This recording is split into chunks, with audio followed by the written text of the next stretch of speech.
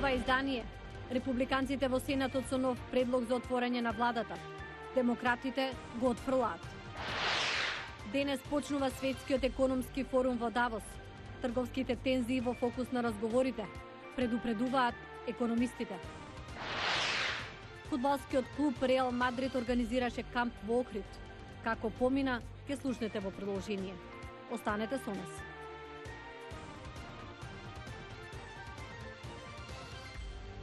Поздрав од Вашингтон. Ова е ТВ журналот Ньюсфлеш на гласот на Америка на македонски. Јас сум Милена Ѓоргиевска.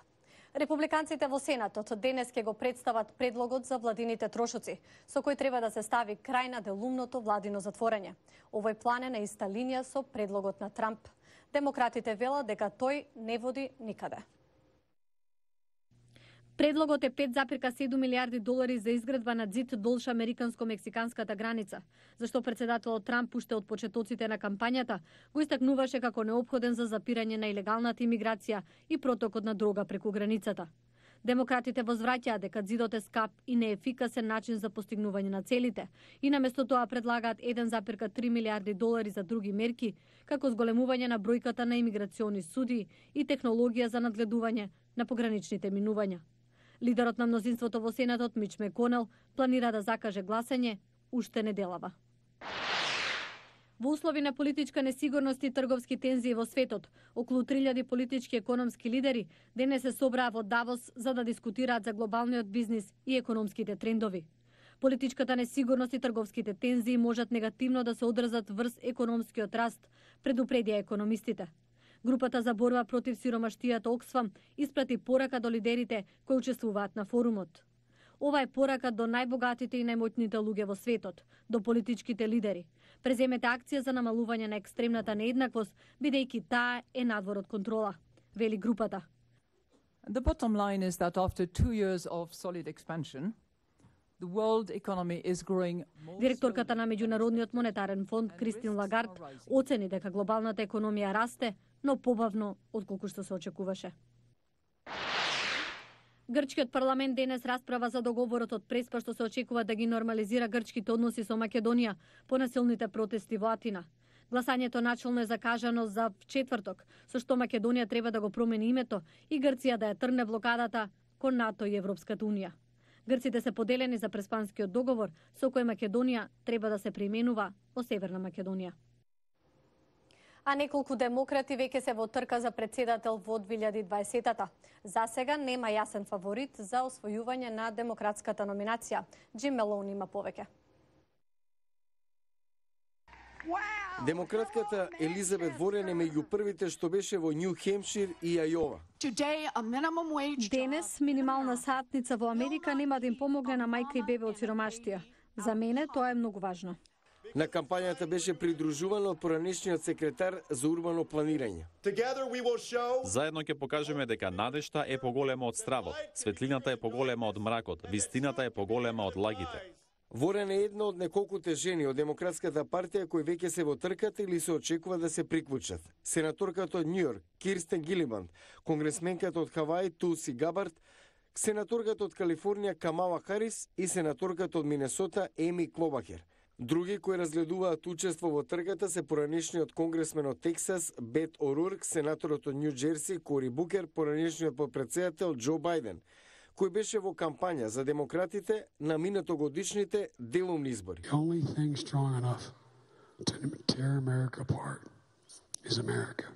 Бајден е најпознат од сите кандидати досега, но засега ниту еден демократ нема јасна предност, вели аналитичарот Лари Сабато. Дури ниту Бајден не е јасен фаворит. Анкетите покажуваат дека има околу 35-40% поддршка. Тоа не е ниту приближно колку што имаше Хилари Клинтон во 2016 година, во овој период од трката. Демократите треба да очекуваат долга листа кандидати и неизвестна трка за партиската номинација.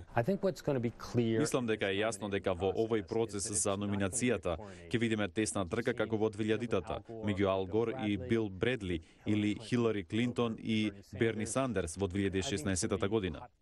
Председателот и натаму има голема популарност меѓу републиканците, иако неговиот севкупен рейтинг бележи опаѓање. Но Трамп може да се соочи со предизвикот од поранешниот гувернер од Охајо, Џон Кесич. Ќе се вклучам во трката за да ја обединам нацијата. Тоа ќе биде моја цел. Реизборот на Трамп е фокусиран на заживувањето на неговата политичка база. Тоа ќе му отежни на секој републиканец да биде сериозен конкурент на председателот во рамки на партијата. Саудиска Арабија промовира паметно земјоделство поради проблемот со недостигот вода. Кевин Енокс објаснува што тоа значи и како ќе се одрази врз земјоделците во иднина. Оваа бујна средина е во контраст со пустинскиот свет на Саудиска Арабија што ја обкружува оваа зграда. Но во ера на глобално затоплување со ограничени водени ресурси, овој вид на хидропонично земјоделство може да биде иднината. Оно што го прави хидропоничното земјоделство подобро од обичното е што заштедуваме 90% од водата за наводнување и 80% од ѓубривата. Плодовите зреат побрзо, а се намалува и употребата на пестициди. Станува збор за така наречено паметно земјоделство, каде нема потреба од сезонски работници. Мисијата на владиниот службеник Махди Ал-Санабир е да го промени саудиското земјоделство. На почетокот направив оранжерија на мојот покрив и започнав со експериментите. Произведував различни видови зеленџук како краставица, домати, зелена салата и брокула. Ова ме поттикна да започнам бизнис за да им помогнам и на другите фармери. Веќе помогнал да се отворат 7 успешни хидропонски фарми низ источниот дел на Саудиска Арабија. Меѓу другото, одгледуваме европска зелена салата, која бара посебен третман. Ние ги обезбедивме сите услови, температура, влажност, вода и резултатите се одлични, без употреба на пестициди. Саудиската влада во 2017 година инвестираше околу 24 милиарди долари во истражување на земјоделството и водата како дел од иницијативата за намалување на зависноста на Саудиска Арабија од приходите од нафта и да се реши сериозниот проблем со недостиг на вода. Фудбалскиот клуб Реал Мадрид организираше камп во Охрид за деца од 7 до 17 години. Мики Трајковски разговараше со нив за ова искуство. Еве што велат. Знакот на тренерите го означи почетокот на уште еден тренинг. 60 на дечиња со внимание ги слушаа нивните совети. Иако многуми од нив сенуваат еден ден да заиграат за Реал Мадрид, сега барем за момент можеа да почувствуваат како е да се носи дресот на кралскиот клуб. Европскиот фудбалски гигант деновиве беше во Охрид, каде преку својата Реал Мадрид фондација беше организиран 5-дневен меѓународен фудбалски камп.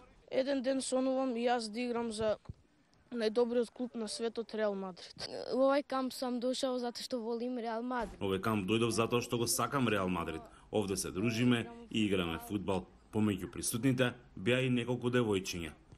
Па за да научам нека поголемо искуство, да видам како во светот се тренинзите и за да се подобрам во фудбала.